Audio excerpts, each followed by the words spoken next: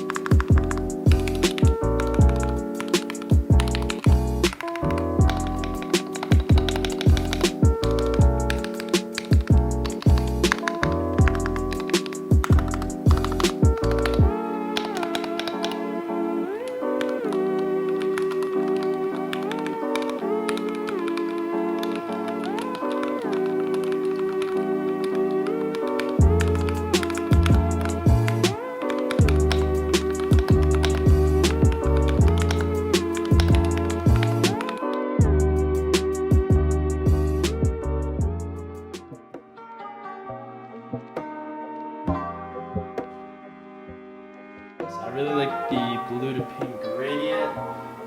I haven't really seen many acrylic cases that have the backlight as well as the underglow, so that is a pretty cool touch. So with both of my ring lights turned off, this is how the keyboard looks. It is pretty bright. The underglow and the backlight looks very good on the case. I know with these keyboards there is software that you can use to change it to other colors. I'll go ahead and show some of the different colorways.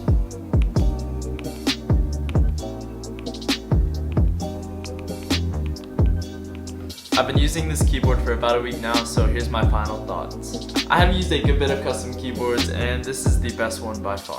I'm a big fan of the backlight behind the keys as well as the underglow below the case. Compared to the other keyboards I've used, the switches on these have felt the most evenly lubed and overall the best. I will have the specs of this keyboard in the description as well as a link to the ProKey store. As far as ProKeys goes, I've only heard good things, and I would definitely recommend them based on this board. I know this probably wasn't the most formal keyboard review, but I hope I was able to give you guys an overview on the basics of this keyboard. Since I now have two pretty similar keyboards, I think it's only right that we give one of them away, so let me know down in the comments if you think we should do a giveaway. As always, thank you guys so much for watching the video. If you enjoyed this, please make sure to drop a like and subscribe. Let me know down in the comments what you want to see next. Peace out.